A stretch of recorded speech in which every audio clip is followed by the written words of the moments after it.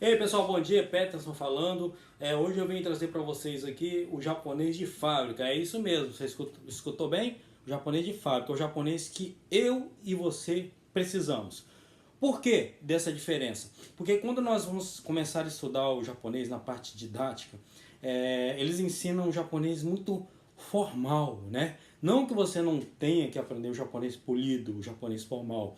Você tem que aprender sim. Só que você tem que saber em que circunstâncias você vai poder utilizar tudo aquilo que você aprende. Então eu sou uma pessoa que eu gosto muito da praticidade. Ou seja, eu aprendo e gosto de colocar em prática. Então, quando você aprende um japonês, aquele japonês muito ali na didática, você fica meio difícil de você colocar ele em prática. Por que muitas pessoas desistem de estudar o japonês? Devido ao incentivo. Porque tudo que você faz, se você não pratica, de certa forma, isso que você aprendeu acaba entrando na linha do esquecimento. E se entrar na linha do esquecimento, não houver nenhum tipo de incentivo, logo logo você vai desanimar. Então eu vim trazer hoje um japonês que você realmente vai poder utilizar, né? É o japonês de fábrica, né? Como é que vai funcionar? Eu vou explicar para vocês, né? Vou colocar algum tema, a gente vai começar a estudar sobre esse tema. Por exemplo, hoje o tema que eu quero abordar você está iniciando hoje na empresa, você não conhece ninguém. Já é difícil, né? A gente já não conhece ninguém. E aí, muitas vezes a gente não sabe o idioma, aí complica mais ainda. Mas quais são as chaves, quais são os termos padrões que nós vamos usar para a gente poder assim estar desenvolvendo o nosso trabalho dentro da fábrica? Primeiramente, você como uma pessoa civilizada que você vai se auto-apresentar, né? Mas como, Peterson, se eu não sei o idioma padrão, eu não sei o básico? Então, primeiramente, nós vamos ter que aprender o básico, né? E nós temos que também saber a diferença do idioma português e do idioma japonês. Qual a diferença? O português, praticamente, ele é derivado do latim, né? Então, não tem nada a ver o japonês com o português. Já é uma grande diferença entre um idioma e outro. O japonês, ele não tem origem, né? Se eu dizer de onde vem o idioma japonês, eu não vou saber te explicar. Nem mesmo os japoneses eles têm base sobre de onde eles vieram, né? Mas, enfim, o que eu quero dizer resumidamente que é um idioma que não tem nada a ver com o outro. Porém, existem algumas coisas que são padrões em qualquer idioma. O que é padrão, Peterson? Padrão é tudo aquilo que, por exemplo, falando-se em classe gramatical, existe verbo em japonês? É lógico que existe verbo.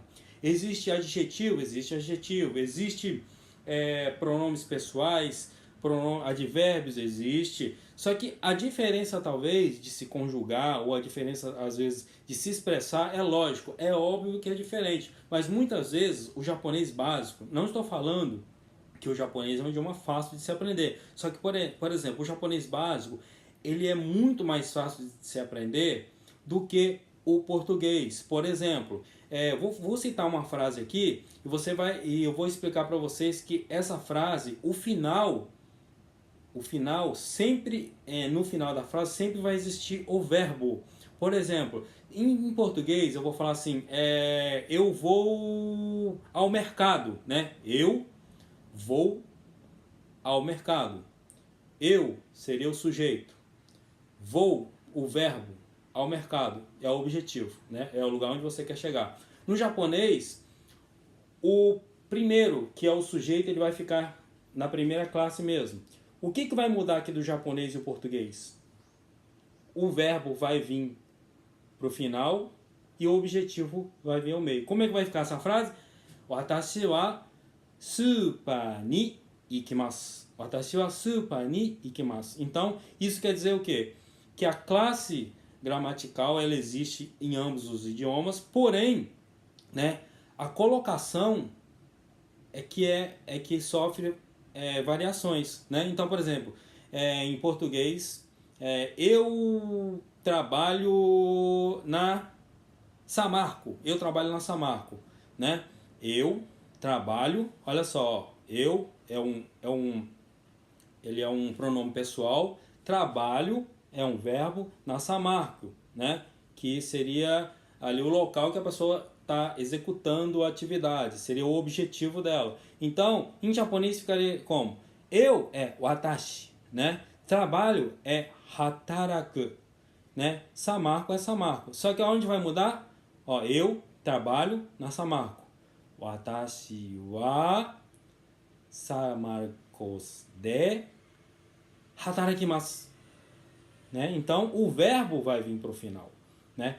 Isso é só para a gente entender que o japonês prático, o japonês na classe gramatical, ele é infinito como no Brasil, como no português. Só que, porém, a conjugação do verbo, como no Brasil, como no português é muito difícil, em japonês já não é tanto. Basta o que? A gente tem que saber separar o que é sujeito, o que é predicado, ou verbo, né? E o que é, aonde é que eu quero chegar, qual é a meta, qual é o objetivo, porque toda frase que você lança, se você fala para alguém alguma coisa, ela tem que ter um sentido, ela tem que ter um objetivo. Você está falando porque você quer chegar a algum lugar, você está falando porque você quer fazer alguma coisa, entendeu? Então isso aí é o básico para a gente poder tá aprendendo o japonês de fábrica. Então, por exemplo, como começar a estudar o japonês? Primeiramente, às vezes a pessoa ela não tem nem essa base. Da onde eu vou começar? Eu começo pelos verbos? Eu começo pelos adjetivos? Primeiramente, você tem que colocar em prática. Você tem que praticar aquilo que você vai colocar em prática. A primeira coisa que um ser sociável, né, como nós brasileiros, japoneses somos, a primeira coisa que a gente tem que fazer é saber os cumprimentos, as saudações. Porque você não entra num ambiente sem primeiramente você saudar ninguém, né? Seria falta de ética, seria falta de educação.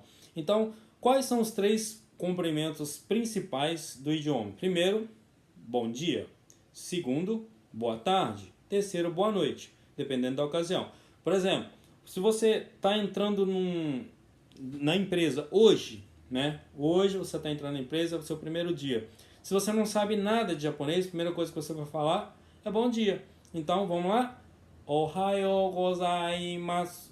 Ohayou gozaimasu. Eu não sei se vocês repararam a minha boca. O japonês, ele fala... nós, quando vamos falar o português, nós abrimos bem. Bom dia. O japonês, ele, por questão do idioma mesmo, né? E eles não abrem muito a boca, né? O inglês é com a língua, né? O, R, S, né? E nós, quando vamos falar o japonês, a gente, como brasileiro, a gente tem a tendência de abrir muito a boca. E quando abre muito a boca, o que acontece? A pronúncia, né, não sai adequadamente. Então, o que a gente tem que treinar no começo? As pronúncias. O japonês, ele fala com a boca mais fechada. Então, ó, Ohayou gozaimasu. Ohayou gozaimasu. Então, a gente tem que saber o princípio, né? Da onde surgiu, como é que é utilizado, por quê. Porque se você fala Ohayou gozaimasu, vai sair com som meio aportuguesado. Talvez ele vai até entender pelo sentido, né? Porque você está chegando de manhã, você está saudando. Mas em um certo contexto, ou outro tipo de palavra, se você utilizar, talvez ele não vai entender de imediato. Então a gente tem que saber isso. E outras coisas, qual a diferença do português para o japonês? O japonês praticamente, o português praticamente, você fala mesmo que você está falando com seu chefe, mesmo que você está falando com uma pessoa de idade ou uma pessoa que você não conhece, é claro que você não vai ser mal educado, você sempre vai usar termos diferentes do que você estaria utilizando para falar, por exemplo, com a sua mãe, com seu pai, com alguém conhecido, né? Só que no português, essas diferenças não são tão notáveis assim. Basta que você seja educado. Você não seja mal educado, você já está falando, né, o português, digamos assim, o português formal. No japonês, ele não só muda a forma, como ele também muda algumas características. Por exemplo, eu falando com meu filho é um jeito. Eu falando com uma pessoa de idade é outra. Eu falando com meu chefe muda mais ainda. Então, por exemplo, você está entrando numa empresa hoje, né? Você não conhece ninguém. Então, para você, todo mundo né? É todo mundo diferente, é todo mundo você não conhece, então você vai ter que usar um japonês meio que padrão, que é o japonês polido, né? Então, por exemplo, entrou hoje, o Ohayo, Ohayo é bom dia, né? Ohayo, falou Ohayo é bom dia. Só que, como você não conhece ninguém, e existe dentro de uma empresa várias hierarquias, então você não sabe quem você está falando. Então, como você não sabe quem você está falando, na dúvida, você vai usar o polido. Então, Ohayo gozaimasu, Ohayo gozaimasu. Aí você fala assim, Peterson, esse gozaimasu tem algum sentido? Tem algum significado? Não tem, não tem como eu traduzir. Traduz para mim, gozaimasu. Não tem como eu traduzir. Agora, Ohayo é bom dia. Gozaimasu seria a forma polida de se falar. Então, você colocando Ohayo gozaimasu, você pode falar com qualquer tipo de pessoa que você não está sendo mal educado. Agora, se você chegar no primeiro dia de trabalho, Ohayo, você cumprimentou, mas você não está sendo educado. Então, você, naquele momento, você já vai ser visto ali como uma pessoa mal educada, mal educada. O que acontece no Japão?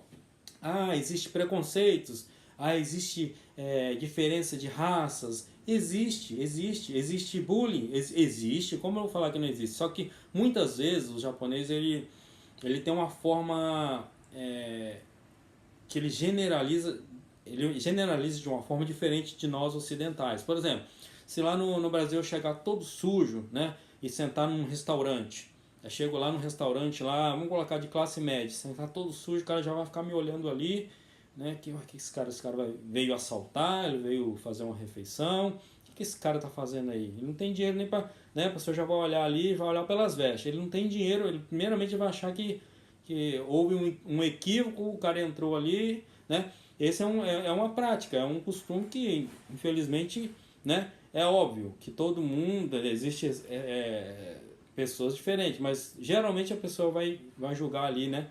Pela aparência. O japonês, se você chegar num restaurante muito chique, você pode estar mal arrumado, você pode estar sujo, eles vão te atender da mesma forma que eles estão atendendo uma pessoa que esteja ali impecável, né? Isso aí é um costume deles. Agora, o que é que, por exemplo, voltando lá para a fábrica, né? Voltando para a empresa, o que é que talvez eles vão generalizar você?